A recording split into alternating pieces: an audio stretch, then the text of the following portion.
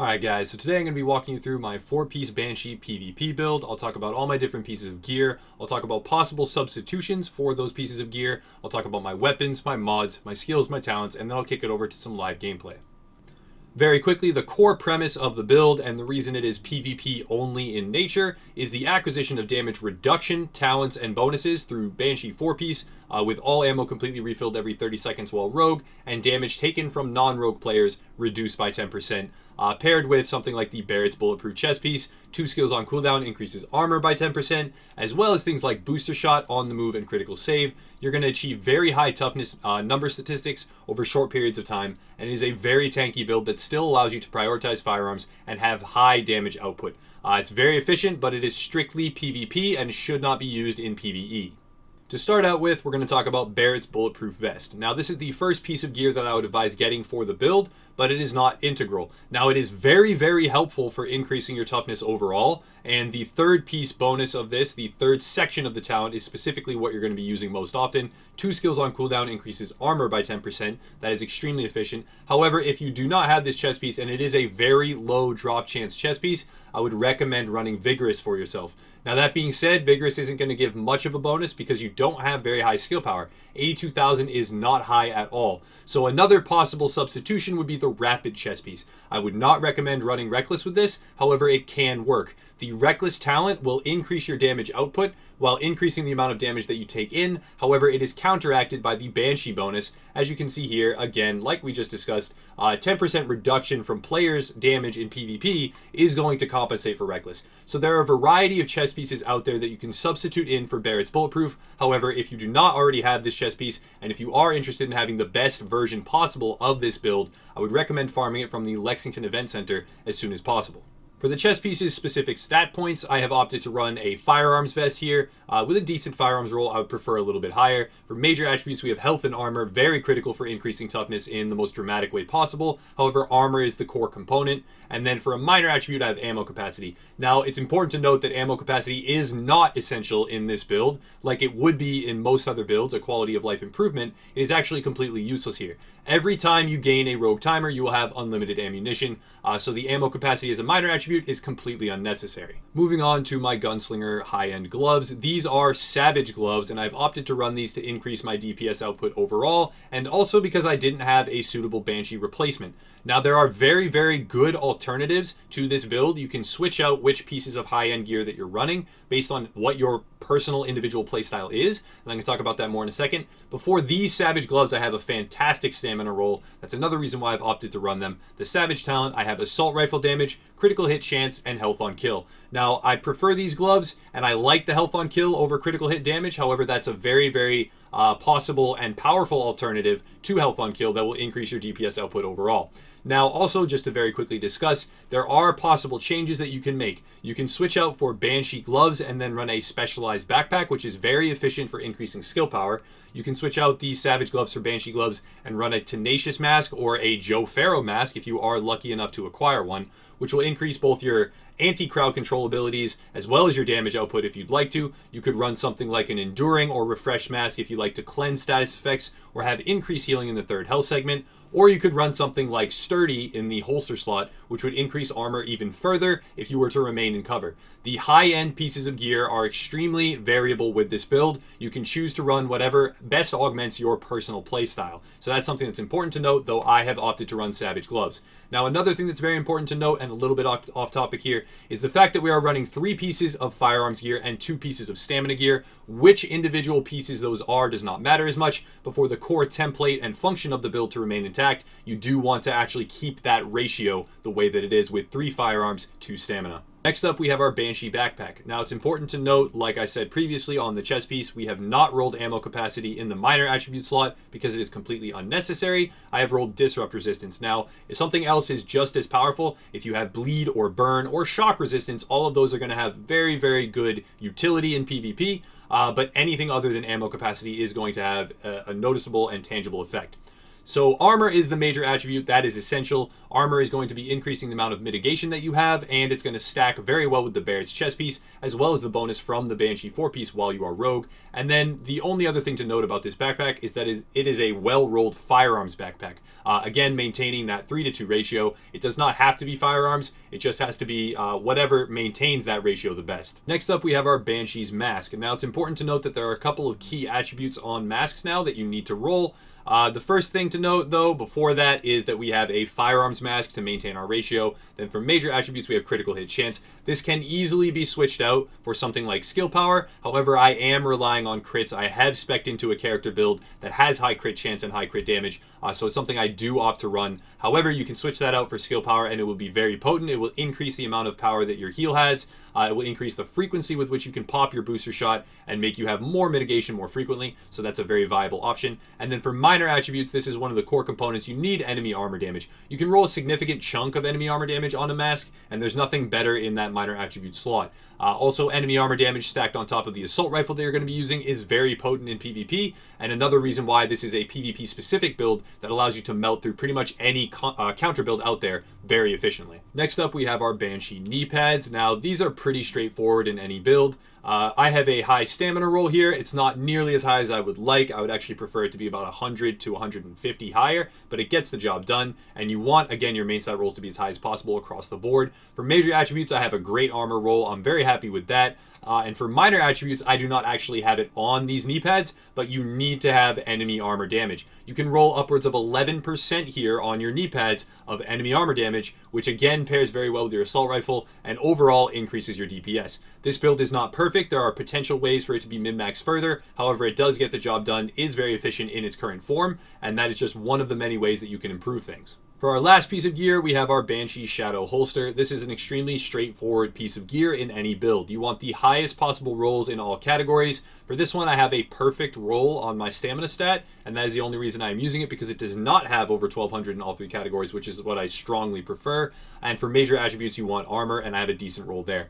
Very straightforward piece. You're going to be looking for the best main stat rolls in all three categories on any holster in any build.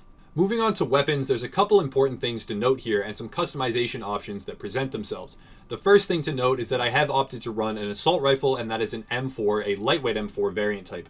Now this has high enemy armor damage, great base damage, great RPM, a great mag size, and the talents I have are responsive, unforgiving, and brutal. Now you can run any variation of these talents. You can run competent in the third slot. You can opt for something like vicious or fierce in the third slot. Destructive is a great one as well. There's a lot of different talents that increase the amount of damage that you can deal and are viable choices in this build. However, this gun type is actually the strongest in the game right now. If I had to go out on a limb, I haven't looked at all the different data mine values. I haven't run all of the numbers myself, but it seems very apparent to me that assault rifles, and particularly the high RPM assault rifles, are the best weapon type for PvP. They have a huge amount of damage output potential, and they're not something that you're going to be able to compete with in very many situations unless you have built specifically for that. Now that being said, the fact that the 3-piece Banshee talent is what it is, and that is 10% damage to targets out of cover, and it is multiplicative with LMGs, opens up the possibility to use something like a custom L86 with 15% damage to targets out of cover. Again, that multiplies against the Banshee bonus and creates very, very competitive LMG damage if you do roll your gloves for that. You can run something like an SMG if you'd like to. You are still getting the increased base damage bonus from the Banshee. You're still able to have good talents on that, and it is highly competitive. And you could easily run something like an MG5 for higher RPM for the people that like that gun type. The individual archetypes of any other set of weapons like an LMG or an SMG or an assault rifle are all up for grabs. They're something that can work.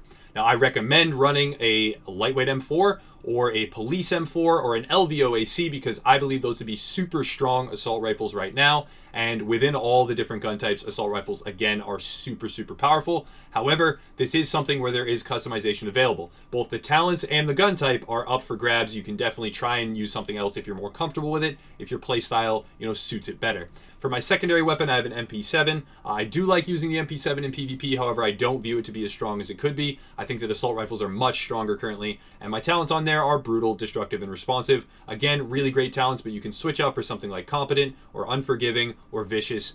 Any of those are quite strong as well. Moving on to my pistol, I would strongly recommend opting for something that has harmful on it, but cool-headed and talented is just a leftover 93R that I had on from a skill build, and I do not actually have a pistol currently, a 93R with harmful, though I would recommend picking one up for PvP. That being said, you're not going to be using this in very many situations. If you do need to bleed a target and you have a pistol with harmful, that's great, but it's not something that's going to make or break them. Now to talk about all of my different weapon attachments and gear mods that are actually placed into my gear at this time. For both of my guns, and this is pretty much static across the board, you're going to run an extended magazine. That's primarily the #1 way to increase DPS on your weapon through attachments. With mag size, critical hit chance, rate of fire, that's fantastic. For my optic, I don't actually have one here that has headshot damage. However, that's what's recommended for the highest competitive PvP damage. I have critical hit chance, stability, and then a minor attribute of headshot damage, but that's still very good for my purposes. Again, I like to get those crits. I like to have high critical hit chance, even with an assault rifle. For my muzzle, I have headshot damage as a primary attribute. That's the most important thing. After that, it doesn't really matter as much. And for my underbarrel, since I do reload very frequently, that's just a personal gameplay style choice. I've opted to go with reload speed, but you can opt for something else like critical hit damage if you choose to. Now, it doesn't really matter how you mod your secondary. Again, as long as you're following the key kind of best in slot guidelines. We have magazine size. That's very, very good. Extended magazine always. You want critical hit chance in an optic on something like an MP7. And then you do want headshot damage wherever you can possibly get it, but accuracy doesn't hurt with an SMG at all.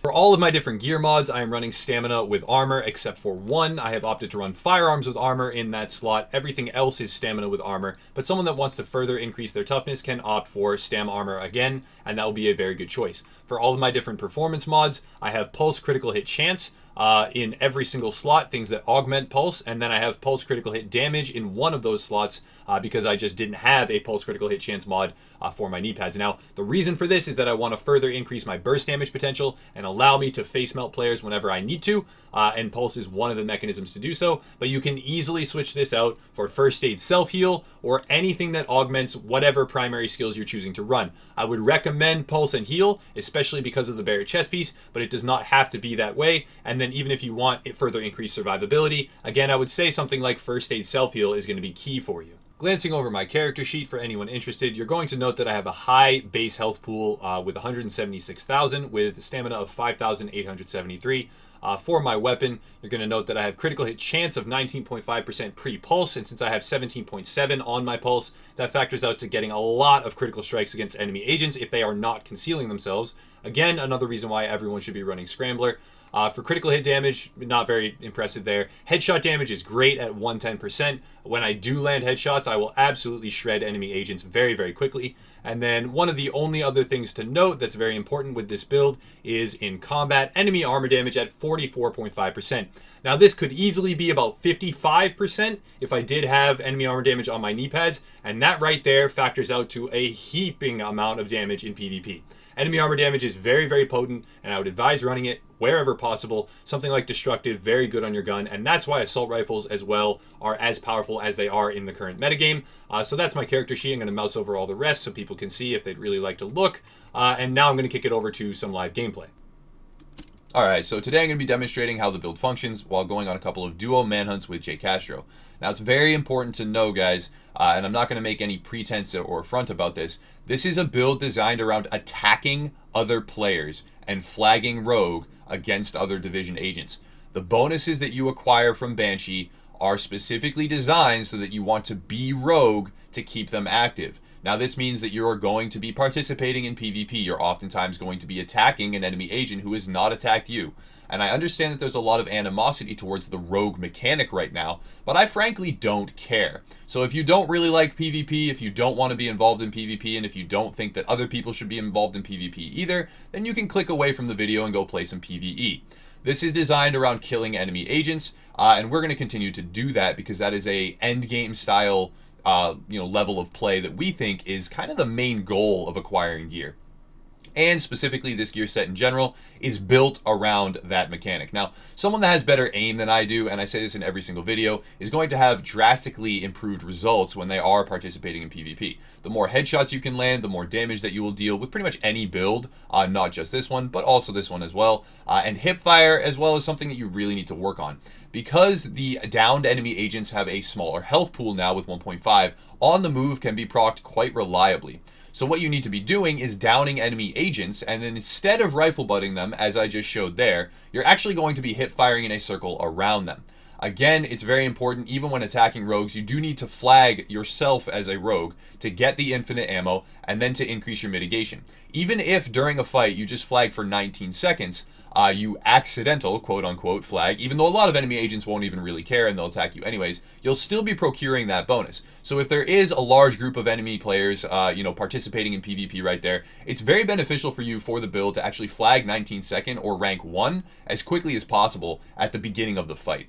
Now, outside of that, you have a very weak heal. Your booster shot does not heal for very much health, but the increased damage and increased damage mitigation is very, very powerful. When paired with the fact that you have, the Bear's chest piece, the 10% increased armor, you have 10% reduced damage from players from Banshee, you can proc on the move or critical save very reliably in fights. You're going to be able to stay alive through multiple players shooting you at the same time. Also, you can deal vast amounts of damage, as you can see there. And your damage relies on a variety of sources, such as enemy, players' armor, how much armor shred you have on your gear, exactly what bonuses you are snapshotting. So there's a lot of different ways. But as you can see, you dish a lot of damage. You can go on a manhunt quite easily, and the entire duration of said manhunt ammo is not a problem, as well as, mitigation is increased. So it's a very fun build. It's something I'm going to be using a lot more in PvP. I don't know if it's going to become my dedicated PvP build that takes over in that category, but it's something I enjoy and will be using quite frequently. So thank you so much for watching, guys. If you want to support the channel, please check out the links below. There's a variety of ways to get involved with Upper Echelon, and we like to think we're doing a lot of good stuff and improving on a daily basis. So please check us out if you're interested. And as always, have a nice night.